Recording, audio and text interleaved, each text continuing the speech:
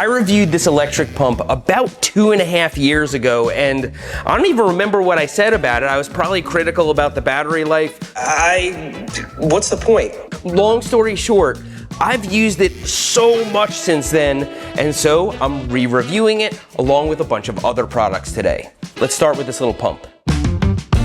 So I'll show you how it works. You turn it on, you put it on there and you press the button, and it pumps up your bike tire. Now, if you want to know the pressure, it's just good for pumping it up. And I use it all the time because it's easy and it's really, really small. You can put it in your pocket, you can put it in your bag. I brought it with me to Whistler. I just lent it to a friend who went up to BC. And now that I've been using Clik valves on all my bikes, it still works on the Clik valves. And I just use a gauge to check the pressure, or not. I usually just squeeze it. What did this even cost when I first reviewed it? This is $80. This was $80? I bet you it doesn't cost anything close to that now. Okay, this is still showing up as $90, and for $120 they have one with a gauge, and there are a bunch of other little compact pumps on here that cost a lot less. Like, look at this one over here. It's got a gauge and it's $36. I'm gonna order this and review it in the cheap products video. Wonder if they're the same thing with a different name on them. Is it worth that? I don't know. I haven't reviewed the other ones, and so I don't know if there's a cheaper option, but if I lost this today, I would certainly pay for another one because I have used it so many times. What I once kind of implied was an overpriced product with a limited use case, I ended up using a lot. Go figure. I don't even remember what this thing's called. The KS Exaform dropper post. It's a dropper post that doesn't need a wire. The handle is actually right here and you can lift it up and down just like an office chair. So yes, a lot of mountain bikes have dropper seat posts and they've changed the game. You can just drop the seat down, get it out of your way, negotiate technical obstacles, and then put it back up to pedaling height at the flick of a switch on the handlebars. This is a different spin on a dropper post. You just have the little handle right here, and I think when I originally reviewed it, the model that I had ordered worked really, really slow, and I felt like right in front of you was kind of a weird place to activate the switch. I would have rather it been on the back. Long story short, I bought another one. It works a lot faster and more reliably. I've even ordered the wired version of this, which was pretty good. And it's inexpensive. It's available in small diameters. Perfect application for a cargo bike because you want to be able to put your feet down and stabilize it when you have stuff in the back or you have kids with you. So given the price of this thing and how many times I've actually reordered one, I gotta say I slept on it. I would say it's not very good for hardcore mountain biking, but on an old mountain bike with a skinny frame, a cargo bike, applications like that, this thing's indispensable, and actually I'm gonna use one on an upcoming project. So KS Exaform, $77.87. Pretty good deal, and I've definitely seen it cheaper before. And this is 27.2. That's a really small diameter. It's not easy to find dropper posts that small. The magnetic chest strap. I remember actually giving this a good review, and lo and behold, I've used it a whole bunch, especially during that Unbikeable series. I didn't want to kind of have straps all over me while I'm riding around cities. I wanted to be able to connect and disconnect a camera really casually so that when I'm on camera, I don't look like a goon. You can still sort of see the straps over here, and if you look closely in some of my video, you notice those straps. Basically, you can mount whatever type of action camera you want right here, adjust it, and then use it like a normal camera, and then slap it right back on you when you want to. To me, there are several advantages to this. First of all, how it looks. You don't have all these straps all over you. And second of all, you can add and remove different layers of clothing and still be able to connect and disconnect your camera. Another good thing about it is if you want to make adjustments to the camera, you can just yank it off, review your footage, make adjustments, and then slap it back on. It's been a pretty big game changer for me. Now, there are a few downsides. First of all, it's not that comfortable. I have it right now on my bare skin, and the material is not the softest. It's kind of scratchy, and I definitely had red marks all over me after that day in Dallas. I don't think that chest straps in general have as good a video quality as a chin-mounted camera because it has the added stabilization of your head as well as the ability to look left and right. I don't know if you want this if you have like a pacemaker or something. Also, it seems like you would be able to just slap this right on super easy, but sometimes I get it wrong and it still snaps on. And then I look down and it's like doing something like that. I've also used it mostly on the road and it was more than stable enough for that. But actually this chest strap is pretty small. It doesn't have a lot of surface area. It's this little kind of triangular thingy. And I think the camera actually moves around a little bit more. It doesn't take up enough surface area on your chest to truly stabilize. So as long as you're using this for the right application and you need an attractive harness that doesn't show up on your outside and make you look like a goon, $23. Pretty easy to recommend. What do you suppose this thing is? I couldn't even find the video where I reviewed it, but I know I did, and I know I was skeptical about it because it's pretty expensive. I think this is like 200 bucks. The Park Tool WH1.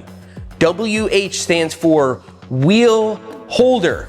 This holds wheels. Why do you need that? And why do I use it all the time? I mean, look at this thing. It looks like I use it 17 times a day, which I pretty much do. It's because sometimes you're putting sealant in a wheel or working on a wheel and you need a way to just hold it on your workbench. And this is the perfect solution. So either you can use these holes to bolt it down to your workbench, which I probably should given how much I use it, or you can do what I do and just stick it in your vise and then you got your wheel holder. How does it work? Well, you take this little guy, you place it in here, and then you put a sleeve on it.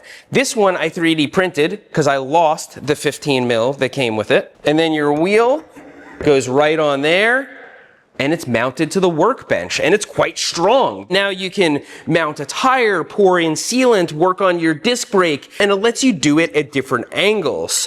You can even sit your wheel flat to work on a cassette hub or something like that. And this thing is in heavy rotation every single flip bike video, every single time I work on a wheel. Now, having used this a lot, I've found one big downside. If you leave it like this, you are going to get absolutely decimated. If you catch it just right, it'll just rip your torso right open. I've since been lucky and just had some light brushes with it, but it could be that I haven't mounted it to my workbench just because of that. I want to always be in the habit of taking it out and putting it over here. It can be a hazard. I just checked the price because I couldn't remember how much it cost. $140 something for a professional shop grade piece of equipment is not that bad, even if it's a little chunk of metal. And I would say I highly recommend it if you work on as many bikes as me. There are probably cheap imitations out there that do the same thing, but this thing leaves no guesswork, and I would definitely recommend the Park WH1. Before we move on, I have some rapid fire honorable mentions, like this alt-angle bike repair stand that you can clamp to anything and then mount a bike to. Both of these Feedback Sports bicycle repair stands, including the big heavy electric one. The Mac Ride child seat, which I'm now using with my second kid. This tiny 40cc wolf tooth pump that actually has a repair kit inside of it. It's Clik compatible, and I made a 3D printed mount for it. This Big Days bike rack, which I said I was gonna remove from my truck, but here it is over a month later, still on here, because it can hold such a variety of bikes. I even removed the crossbar. We definitely seem to be a Provello household around here. We also still use all these Woom helmets, and this KitWorks bin, which has been in my truck and my wife's now. Miles wide cable buddies. There's a lot of imitations out there, but I use the real thing on almost every flip bike I restore. These Fox Enduro Pro knee guards, which served me well through that entire British Columbia trip. Outbound lights, which is all I use for night riding now, and too many products to feature or even remember at this point. None of this stuff is sponsored. It's just stuff that I've either bought or just showed up at my doorstep, and I can't even remember which at this point.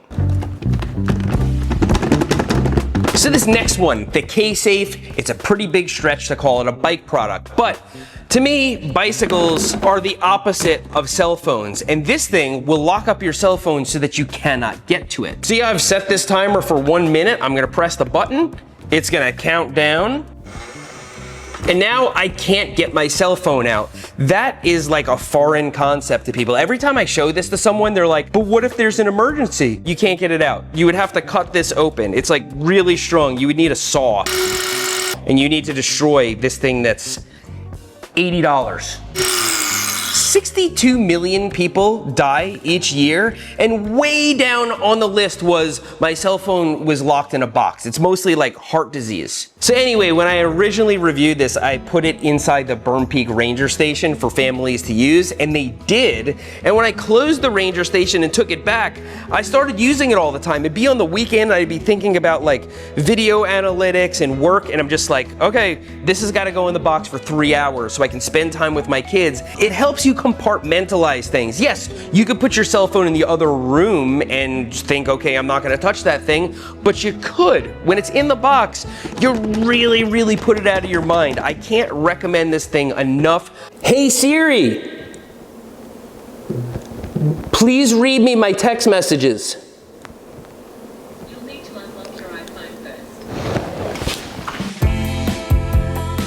first. Next, the little big bike. This thing has got some serious miles on it now, and actually, it was neither of my kids' primary bicycle. This thing has been kind of a loaner for when people come over, and the reason it's been such a great loaner is that it can be a little balance bike, a big balance bike, a pedal bike. You can convert it into all sorts of different things, and actually, we lent this to our friends recently as a balance bike, and they loved it so much, they just asked me where to get it, and they just ordered one. It's got big knobby tires. It's actually extremely light for a kid's bike. It has good strong V-brakes, and like I said, it is one of the most adjustable kids bikes ever. So you buy it once and it lasts quite a few years. With the pedal kit, it's expensive. I think it's around $400, but you're getting an excellent balance bike, and you're getting an excellent pedal bike, and we are constantly taking the pedals and chain on and off of this thing, flipping it around and reconfiguring it for friends that come into town. And I gotta give it a shout out again because it's proven to be a product that I still use all the time. Next up, the Cradle Bike Lift, which I still use. This thing has a loyal following and mostly good reviews. It works as advertised. You can store bikes up high. I still have the exact same complaints I had about it when I reviewed it. First of all, you gotta bolt it to your ceiling, and second of all, the bikes just kind of rotate around when they're up there. It bothered me so much with this, I actually left a little blue bar up there that Park Tool makes to keep your handlebar straight when you're working on a bike, and I use it to keep this bike straight. I have this tall bike, which there's no good place to put, yet I want it in my workshop up here because anytime somebody new comes over, I make them ride the tall bike around in circles in the driveway. And now I can access it pretty easily. Now, the learning curve with this thing was that when you tug on it, it's not really intuitive. Sometimes it locks while you're trying to bring it up or down. I've mostly gotten that figured out. Basically, you pull this chain, now it's unlocked. Now you give it a little tug to release it. This is the problem. There it goes. Now you pull it, release it. There we go. Then you pull it down a little bit to lock it into place. Right, that was easy. Then to get it back down, watch, it'll work this time. Pull it. This is something I never would have bought if it wasn't sent to me. And if I didn't have it tomorrow, would I buy it again? That's where my hang up is. I don't know if I would in this case, but I'm glad that this makes it easy, and there's a lot of people out there for which this would be pretty useful. And so I gotta say, this at least over-delivered to me. And then there are these bike tools that I reviewed like 3 or 4 years ago. 394 components. They're homemade. A guy makes these in his garage and 3D prints the handles. They are some of the best bike tools I have ever used, particularly this valve core wrench and especially this pedal wrench. This thing has been a mainstay in my shop, and they're not even expensive. Here this pedal wrench is on Etsy for $69.99. That sounds like a lot for just a chunk of metal, but actually a professional grade wrench can run a lot of money, and especially something this unique and good, I would totally buy it. I've used this every single day. It has a 15mm wrench here, tons of leverage, and then cassette tools and things can go in here. And I think it's Oscar. It's wiggle time! Whee! Could you find something else that does the same thing for cheaper? Sure, but it's not as cool. This was handmade. It's really, really, really good. The shape of the handle, the exact length of it, it's just designed so well. And the fact that whoever made it made sure it would fit a Park Tool cassette tool perfectly. I just can't ask for anything more. Now, as for the valve core wrench, I have a number of valve core wrenches and they all try to be really compact or they try to do multiple things. This is just a valve core wrench and that makes it really, really easy to use when you're removing a Presta valve. And so it always sits right here on my short list of quick grab tools. So those are a bunch of products that I reviewed in the past and then used for several years. I hope you enjoyed this video. I hope you learned something, and if you didn't, I hope you at least found this entertaining. Thanks for riding with me today, and I'll see you next time.